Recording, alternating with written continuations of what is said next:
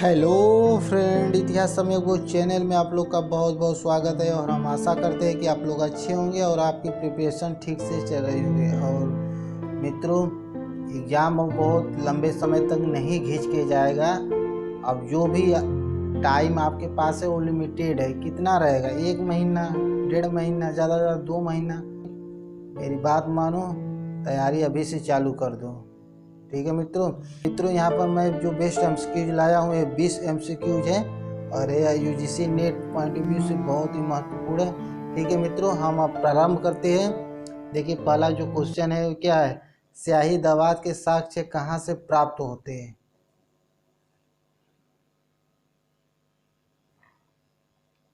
तो इस क्वेश्चन का जो राइट आंसर वह है चनहूदड़ो। चनहूदड़ो से क्या मिलता है? स्याही दवात के साक्ष्य मिलता है। और क्या मिलता है? लिमिटेड जो चीज़ और मिले हैं। और क्या क्या मिलता है यहाँ पर? वक्राकार ईंट मिले, कुत्ता बिल्ली का पीछा करता हुआ क्या मिला है? वक्राकार ही जो ईंट नहीं, उसी पर इसी जानवर के निशान मिलते, पाँव के निशान मिलते। पुराविदों ने यह अनुमान लगाया, शोध किया कि ये जो निशान है कुत्ते और बिल्ली के पंजे के है। ठीक है मित्र, तो यहाँ पर ये भी संकेत मिलता है। और यहाँ पर प्रसाधन के भी यानी सजने और संवरने के भी सामग्री, जैसे लिपस्टिक हुआ, कंघा हुआ, इत्र वगैरह सौंदर्य के साधन हो गए। और मनके बनाने के सबसे बड़े कारखाने यही थे। लोथल इसका दूसरा उदाहरण है, लेकिन वो छोटा था। और बताइए क्या था? और इसके पतन के बाद यहाँ पर झूकर झाकर संस्कृति उत्पन्न हुई, जो ग्रामीण संस्कृति थी। और मित्रों, यह दुर्गीहीन थी, यानी यह दुर्गीकृत नहीं थी। और बताइए मित्र, अच्छा, इसकी खोज किसने की या इस पर कार्य कौन किया? तो यह एनजी मजूमदार ने किया है। फिर उसके बाद मर्नेस्ट मैके ने भी इसी पर काम किया है। और बताइए मित्र। चलिए ठीक है, अब इतना मुझे याद था, मैं बता दिया।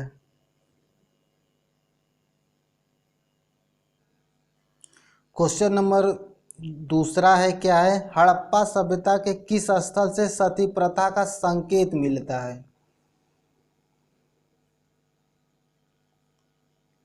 तो मित्रों, जो सती प्रथा का संकेत मिलता है वो वन यानी लोथल से ही मिलता है। लोथल से और क्या क्या मिलता है? यहाँ पर अग्नि कुंड के साक्ष्य मिलते हैं, रंगाई कुंड के भी साक्ष्य मिलते हैं। और मनके बनाने के जो छोटे कारखाने, जैसे बड़ा कारखाना हम लोगों ने देखा चनहूदड़ो, और यहाँ पर से भी मनके बनाने के कारखाने मिलते हैं। गौरिल्ला के साक्ष्य मिलते हैं।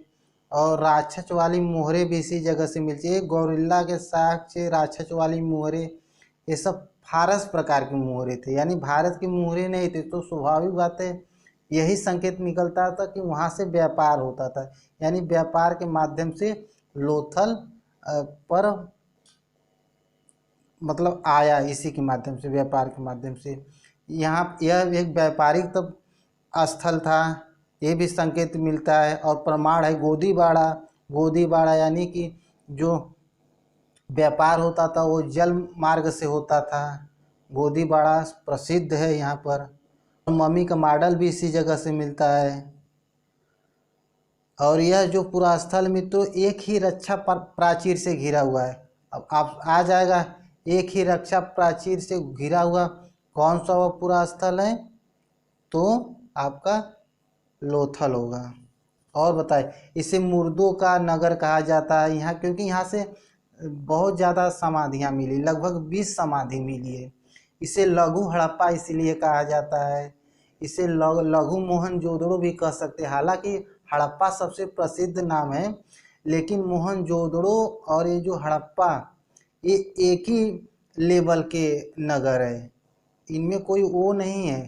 तो इसीलिए जो कुछ प्रारूप है हड़प्पा और मोहनजोदड़ो का संकेत कर रहा है यह लोथल, इसलिए इसे लघु हड़प्पा और लघु मोहनजोदड़ो कहा गया है। इसकी खोज किसने किया? SR राव ने किया, 1954 में शायद किया था, 1954 में। ठीक है मित्रों, और भी बहुत कुछ रहा। यह जो समाधियाँ मिली, देखिए ये जो समाधियाँ मिली ये 3 युग्मित समाधियाँ हैं, लेकिन एक एक जो समाधि नहीं, उसमें नर और नारी एक ही साथ दफनाए हुए मिले हैं। तो पुराविदों ने यह अनुमान लगाया कहीं ना कहीं ये सती प्रथा को प्रकट कर रहा है। हालांकि सती प्रथा दाह संस्कार के अंतर्गत आता है, यानी पति जब मर जाता तो उन्हीं की चिता पर वे लेट जाती थी, लेकिन यहाँ दफनाने का प्रमाण मिलता है। हालांकि सब पैटर्न वही है, बस जहाँ वो अग्निदाह है यहाँ पर दफनाने की प्रथा है। और यहाँ पर बहुत कुछ संकेत मिलता है, छोटे छोटे संकेत मिलता है। जैसे यहाँ पर क्या बत्तख के भी साक्ष्य मिलते हैं, खरगोश की भी साक्ष्य मिलते हैं, वृषभ के भी साक्ष्य मिलते हैं, कुत्ते के भी साक्ष्य मिलते हैं। ठीक है मित्रों। और क्या मिला है मित्रों, यहाँ से हाथी दांत का पैमाना मिला है, हाथी दांत का पैमाना मिला है। और यहाँ पर उनकी वो जो बुक है विष्णु शर्मा का पंचतंत्र चालाक लोमड़ी की आकृति भी इसमें यहाँ से मिलता है। आटा पीसने के पत्थर का बाट मिला है, मतलब चक्री मिला है जिसे चक्की कहा जाता है। और मित्रों यहाँ से लकड़ी का अन्नागार मिला है, लकड़ी का साक्ष्य मिला है अन्नागार के रूप में। और यहाँ पर तांबे की कार्यशाला, और फिर उसके बाद नाव का एक मॉडल मिला है। किस पर मिला है नाव का मॉडल? मोहर पर ही उसका अंकन मिला है। ठीक है मित्रों। और यह यहाँ की जो सबसे प्रसिद्धि थी, एक बंदरगाह, दूसरा यह प्रशासनिक भवन था। प्रशासनिक भवन यहाँ का बहुत ही महत्वपूर्ण भवन माना जाता है गोदीबाड़ा के बाद। ठीक है मित्रों।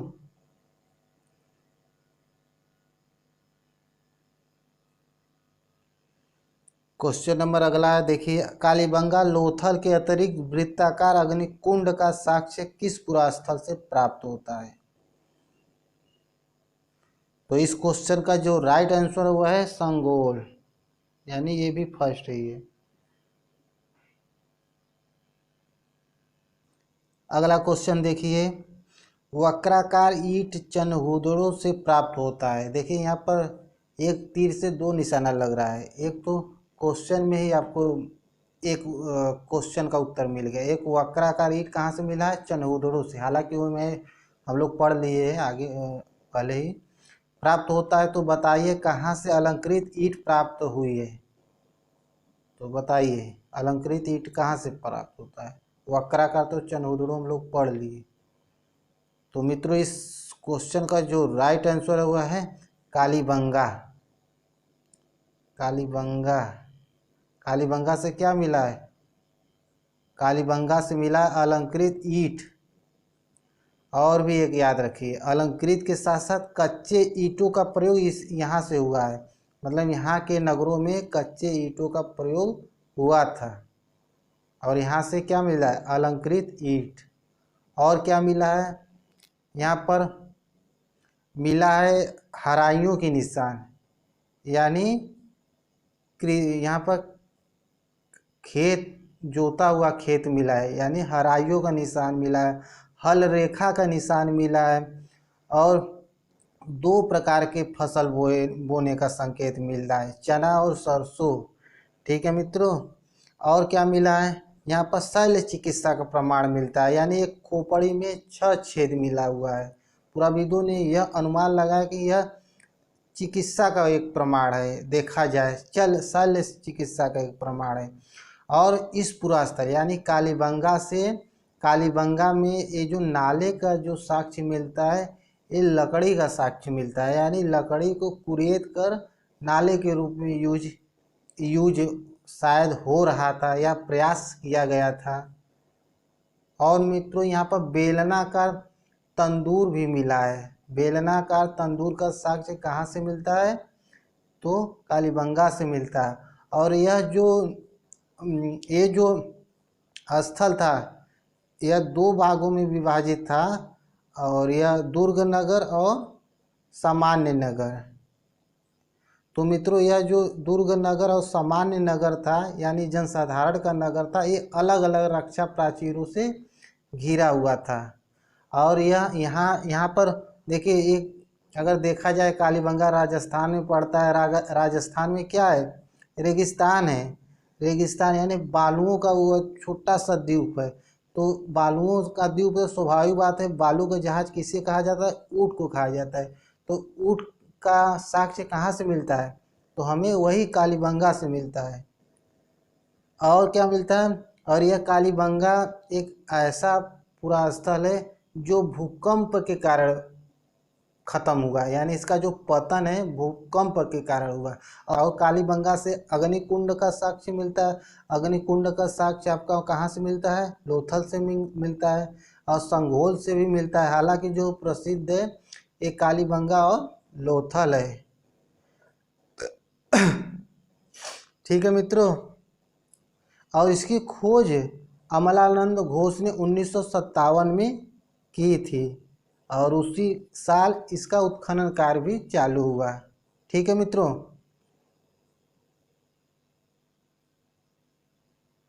अगला क्वेश्चन क्या है, सिंधु घाटी सभ्यता के किस स्थल से चूड़ियाँ मिला है। तो इस क्वेश्चन को देखें। तो मित्रों इस क्वेश्चन का जो राइट आंसर वह है मोहनजोदड़ो। चूड़ियाँ मिला है, सॉरी मोहनजोदड़ो नहीं, कालीबंगा ही होगा।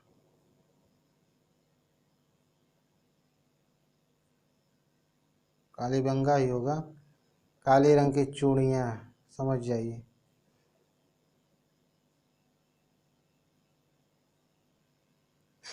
अगला क्वेश्चन देखिए, सूर्यकोटड़ा से क्या मिला है, घोड़े का अस्थि पंजर मिला है। तो बताइए घोड़े का दांत यानी निचला हिस्सा किस पुरास्थल से प्रतिबिंबित किया गया है। देखिए घोड़े का जब साक्ष्य यानी हड्डी की बात आती है तो क्वेश्चन एक ही आता है, ऑप्शन चॉइस आता है कि सूर्यकोटड़ा। लेकिन हो सकता है मल्टी चॉइस दे दे, या सूर्यकोटड़ा न दे के उसके बदले कोई और दे, तो ये मालूम होना चाहिए। तो मित्रों सूर्यकोटड़ा से जो मिला है वो अस्थि पंजर मिला है, यानी जबड़ा नहीं मिला होगा। लेकिन जबड़ा का जहाँ से स्पेशली साक्ष्य मिला है वह है राना गुंडई। राना गुंडई से क्या मिला है, जबड़े का प्रमाण मिला है। यानी हमारा जो राइट आंसर होगा वह दूसरा होगा। ठीक है मित्रों, अगला क्वेश्चन देखिए, सिंधु घाटी नगरी संस्कृति के किस स्थल से लकड़ी के अन्नागार होने का अपवाद प्राप्त है।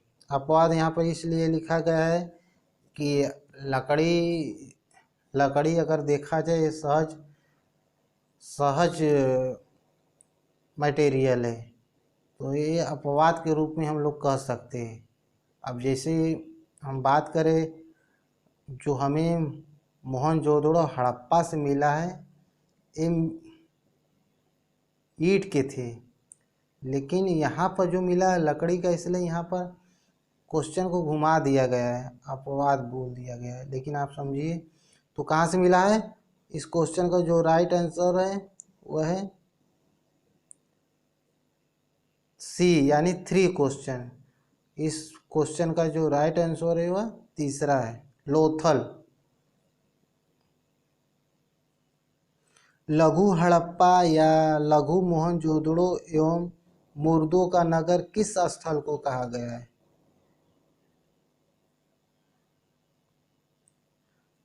किसको कहा गया है, अभी हम पीछे सब बताए आप लोगों को। तो किसको कहा गया है, लोथल को। तीसरा ही सही है, तीसरा ही सही है, लोथल को ही कहा गया है।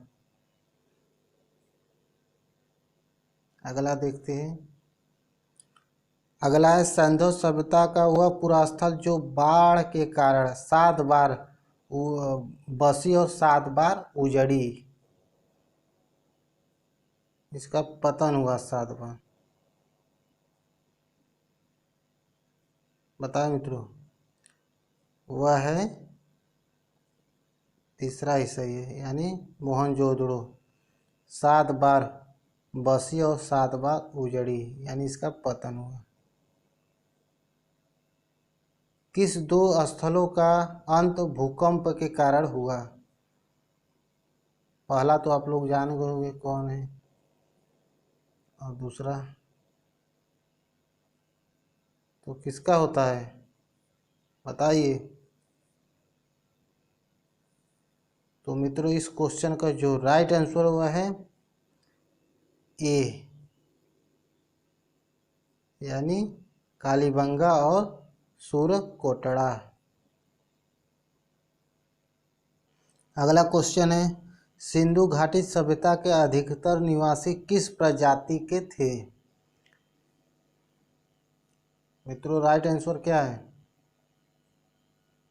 तो मित्रों इस क्वेश्चन का जो राइट आंसर है वह है 3, यानी भूमध्य सागरी। ये जो भूमध्य सागरी है, जो तीसरा है भूमध्य सागरी सबसे ज़्यादा थी।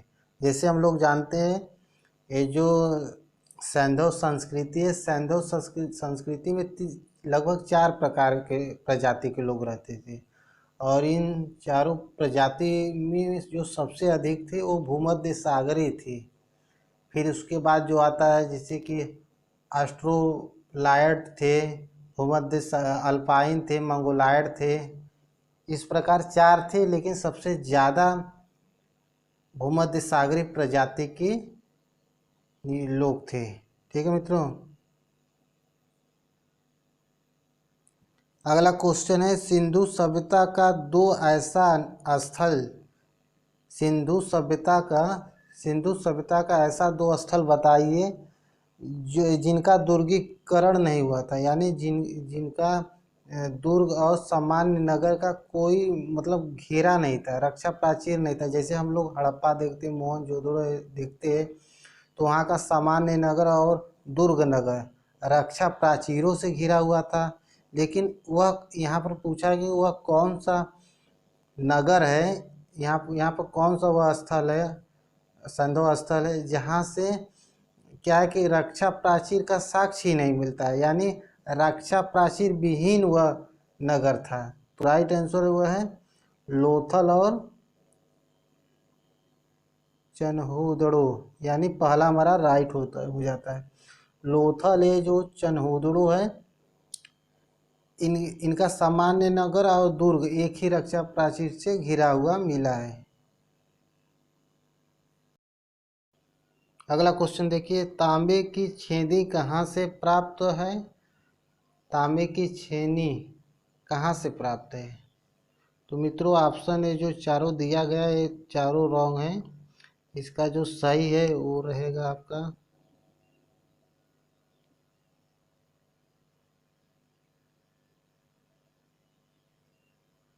संघोल। संघोल, संघोल से क्या है, संघोल से तांबे की छेनी का भी प्रमाण मिलता है, यानी तांबे के छेनी कहाँ से मिलते हैं? संघोल से। और संघोल हम लोग और देखे थे, संघोल से और क्या मिला था? वृत्ताकार अग्निकुंड। वृत्ताकार अग्निकुंड का साक्ष्य कहाँ से मिलता है? संघोल से मिलता है। और इसके अतिरिक्त लोथल और कालीबंगा। तो इस प्रकार हड़प्पा सभ्यता का अग्निकुंड का बात आए तो 3 अग्निकुंड आपके माइंड में रहना चाहिए, पहला कालीबंगा, दूसरा लोथल और तीसरा संघोल।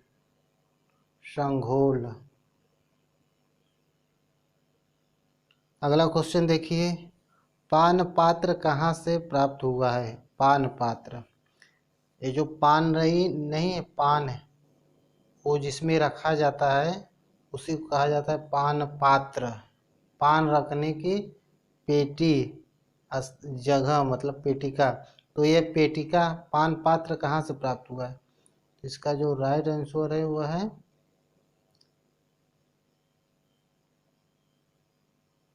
मिथाथल, यानी चौथा 4 राइट है।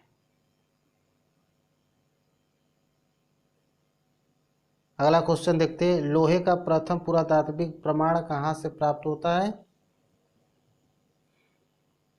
तो मित्रों इस क्वेश्चन का जो राइट आंसर है वह है अतरंजी खेड़ा। पुरातात्विक प्रमाण हमें सर्वप्रथम कहाँ से प्राप्त होता है? भारतीय उपमहाद्वीप में, तो अतरंजी खेड़ा। अगला क्वेश्चन देखिए, ताम्रपसाड़ी, कैथा, आहार, मालवा और जोरवे ग्रामीण संस्कृति थी, मुख्य रूप से किसको आधार मानकर इनका विभाजन किया गया था?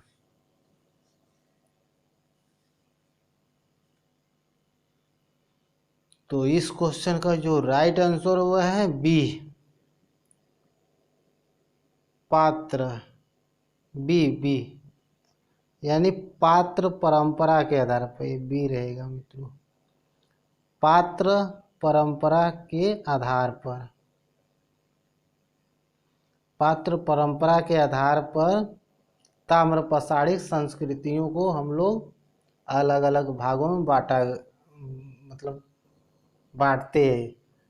क्यों पात्र? क्योंकि मित्र इनके डिफरेंस का जो सबसे मजबूत आधार है वह पात्र ही है, यानी मृदभांड है। इन संस्कृतियों के अलग अपने विशेष मृदभांड है, इसलिए पुराविदों ने मृदभांडों को ही आधार मानकर इनका अलग अलग विभाजन किया, और विशेष ज़्यादा अंतर नहीं है, क्योंकि ये सभी जो संस्कृतियां थी ताम्रपसाड़ी की थी, ये चारों ग्रामीण थी, इसलिए इनके विभाजन का जो मुख्य आधार जो माना गया, जो रखा गया, वह है मृदभांड।